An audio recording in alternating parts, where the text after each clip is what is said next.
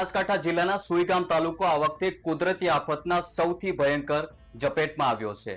છેલ્લા 3 દિવસથી અવિરત વરસેલા મુશળધાર વરસાદે આ સમગ્ર વિસ્તારમાં તબાહી મચાવી દીધી છે. ખેતરોમાં પાક પૂરના પાણીમાં ગરકાવ થઈ ગયા છે, ઘરોમાં ઘૂંટણ સુધી પાણી ભરાઈ ગયા છે અને હજારો પરિવારો ગંભીર સંકટનો સામનો કરી રહ્યા છે. આસપાસના 17 જેટલા ગામોમાં પૂરના પાણીએ ઘૂસણખોરી કરી લીધી છે. જ્યાં નજર જાય ત્યાં પાણીનું સામ્રાજ્ય જોવા મળી રહ્યું છે. રસ્તાઓ ધોવાઈ જતા અનેક ગામો સંપર્ક વિહોણા બની ચૂક્યા છે. ગયા 2 દિવસમાં બનાસકાંઠામાં 16 ઇંચથી વધુ વરસાદ વરસ્યો હોવાનું આંકડા દર્શાવે છે. ખાસ કરીને થરાર અને વાવ સાથે સુઈગામ વિસ્તારમાં ભારે વરસાદના કારણે પરિસ્થિતિ બેકાબુ બની ગઈ છે. 3 દિવસ વીતી ગયા હોવા છતાં થરાર શહેર હજુ સુધી પાણીમાં ગરકાવ છે. શહેરની અનેક સોસાયટીઓ, માર્ગો અને સરકારી સંસ્થાઓ પાણીમાં ડૂબી જતા સામાન્ય જનજીવન સંપૂર્ણ ઠપ થઈ ચૂક્યું છે. ઘરોમાં પાણી ભરાતા લોકોને પોતાનું ઘર છોડવા માટે મજબૂર થવું પડી રહ્યું છે. બનાસકાંઠા જિલ્લામાં તાજેતરમાં પડેલા ભારે વરસાદને લીધે ખાસ કરીને સરહદી તાલુકો સુઈગામ તાલુકો વધારે પ્રભાવિત થયો છે. છેલ્લા 24 કલાકથી વરસાદ નોંધાયેલો નથી. આમ છતાં જે સુઈગામ હેડક્વાર્ટર તથા આસપાસના બરડવા, જલોયા સહિતના જે 12 જેટલા ગામો છે એમાં હાલમાં પણ 4 થી 7 ફૂટ જેટલા પાણી ભરાયેલા છે. જિલ્લા વહીવટીતંત્રની જે પ્રાથમિક પ્રાયોરિટી હતી એ તમામ ગામોમાં લોકોનો સંપર્ક કરી અને જે ફસાયેલા લોકો હતા તેમને રેસ્ક્યુ અને સ્થળાંતરિત કરવાનો હતો. હાલમાં તમામ જે ગામો છે એમનો સંપર્ક કરી લેવામાં આવ્યો છે. જરૂરિયાત મુજબના જે ગામો છે તેમાં આજે અંદાજિત 1.5 લાખ જેટલા ફૂડ પેકેટ અને પાણીની બોટલનું વિતરણ પણ કરવામાં આવ્યું છે.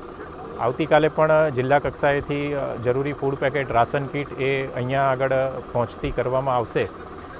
ચોક્કસથી મુશ્કેલીનો સમય છે, પણ આપણે સૌ સાથે મળી અને આમાં જરૂરથી વહેલામાં વહેલી તકે બહાર નીકળી જઈશું. ગુજરાત વિધાનસભાના 15મા સત્રના અંતિમ દિવસે બનાસકાંઠાની આ પૂરની પરિસ્થિતિ મુદ્દો ગૃહમાં ગરમાયો હતો. સુઈગામના કોંગ્રેસના ધારાસભ્ય અમૃતજી ઠાકોરે પોતાના વિસ્તારમાં થયેલી વિનાશક અસર અંગે તીવ્ર રજૂઆત કરી હતી. તેમણે સ્પષ્ટ શબ્દોમાં જણાવ્યું હતું કે અનેક ગામો સંપર્ક વિહોણા બન્યા છે અને લોકોને મૂળભૂત સુવિધાઓ પણ મળતી નથી. ઠાકોરે તાત્કાલિક સહાયની માંગ કરી છે. વિધાનસભા સત્ર બાદ કોંગ્રેસના નેતાઓએ મીડિયા સાથે વાતચીત કરી હતી. ડોક્ટર કિરીટ પટેલ, અમૃતજી ઠાકોર અને કાંતિલાલ ખરડિયાએ જણાવ્યું હતું કે પાક નિષ્ફળતા અંગે તાત્કાલિક સર્વે કરાવી સહાય આપવી જોઈએ. તેમણે કચ્છ, બનાસકાંઠા અને પાટણ જિલ્લામાં ભારે વરસાદથી અસરગ્રસ્ત ખેડૂતોને તાત્કાલિક કેશ ડોલ આપવાની માંગ કરી છે. બીજી બાજુ આપના નેતા રાજુ કરપડાએ પણ સરકારને ઘેરતા જણાવ્યું હતું કે ગુજરાતના અનેક તાલુકાઓ અતિવૃષ્ટિથી ખેડૂતોને ઐતિહાસિક નુકસાન થયું છે. સરકાર માત્ર જાહેરાતો પૂરી ન કરે પરંતુ ઐતિહાસિક વળતર આપી ખેડૂતોને મદદરૂપ બને. આજુબાજુના વિસ્તારમાં, રાધનપુર સહિત ઉત્તર ગુજરાતમાં અને ખાસ કરીને સૌરાષ્ટ્રના અમુક તાલુકાઓમાં અતિ ભારે વરસાદ થવાના કારણે ખેડૂતોને મોટા પ્રમાણમાં પાક નુકસાન થયું છે. આ જ સમયે પંજાબની અંદર પણ અતિ ભારે વરસાદના કારણે ખેડૂતોને પાક નુકસાન ભોગવવું પડ્યું છે. તો આ સમયે બંને જગ્યાએ જ્યારે ખેડૂતોને પાક નુકસાન થયું છે, ગુજરાતના સૌરાષ્ટ્ર, કચ્છ અને ઉત્તર ગુજરાતમાં અને સામે પંજાબમાં, તો પંજાબની આમ આદમી પાર્ટીની સરકારે આઝાદી પછી અત્યાર સુધીમાં કોઈએ ન ચૂકવું હોય એવડું મોટું વળતર ખેડૂતોને ચૂકવવાની જાહેરાત કરી છે. ખાસ કરીને પ્રતિ હેક્ટર 50,000 રૂપિયા અસરગ્રસ્ત ખેડૂતોને વળતર ચૂકવવાની જાહેરાત કરી છે આમ આદમી પાર્ટીની સરકારે. બીજી બાજુ ગુજરાતમાં પણ ઘણા બધા તાલુકાઓમાં પાક નુકસાન છે. ત્યારે જ્યારે કેજરીવાલજીની સભા ચોટીલામાં હતી ત્યારે ખેડૂતોના મુદ્દે સુફિયાણી વાતો કરી રહેલા ભરતભાઈ બોગરા સહિતના ભાજપના નેતાઓને હું રાજુ કરપડા પ્રશ્ન પૂછું છું કે ગુજરાતમાં પણ પાક નુકસાન થયું છે, ગુજરાતમાં પણ અતિવૃષ્ટિ અમુક તાલુકાઓમાં થઈ છે, તો જેવી રીતે પ્રતિ હેક્ટર આમ આદમી પાર્ટીની સરકારે પંજાબમાં 50,000 રૂપિયા પ્રતિ હેક્ટર વળતર ચૂકવું ખેડૂતોને, ગુજરાતમાં ક્યારે ચૂકવવાના છો?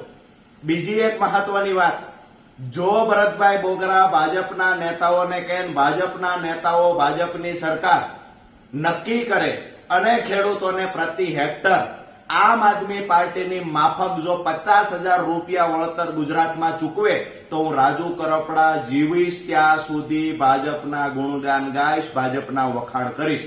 ખૂબ સરસ મજાની ઓફર છે અમે પહેલા પણ કહેતા, આજ પણ કહું છું કે ખેડૂતોના મુદ્દે ક્યારે રાજનીતિ કરવાની નથી. જો ભાજપ સરકાર પંજાબમાં આમ આદમી પાર્ટીની સરકારે ચૂકવું એ મુજબનું વળતર ચૂકવશે ગુજરાતમાં, તો હું રાજુ કરપડા કાયમ માટે વખાણ કરીશ. અન્યથા ભાજપના નેતાઓએ ખેડૂતોના મુદ્દે બોલવાનો કોઈ અધિકાર નથી. ખેડૂતોના મુદ્દે ક્યારે નિર્ણય લઈ ના શકતા હોય તો ખેડૂતોના મુદ્દે બોલવું પણ ના જોઈએ. બનાસકાંઠાની ધરતી આજે કુદરતી આફતની અગ્નિ પરીક્ષા ભોગવી રહ્યું છે. લોકો સરકાર તરફ આશાભરી નજરે જોઈ રહ્યા છે. જો તંત્ર દ્રઢતાપૂર્વક કામગીરી કરશે તો જ આ પૂરની કાળઝાળ પરિસ્થિતિમાંથી લોકો બહાર આવી શકશે. મિત્રો, આવી વધુ ન્યૂઝ સ્ટોરીઝ જોવા માટે અમારી ચેનલને સબસ્ક્રાઇબ કરવાનું ભૂલશો નહીં. સાથે જ આ આપત્તિ પર તમારું શું કહેવું છે કમેન્ટ કરી જરૂર જણાવજો. જય હિન્દ.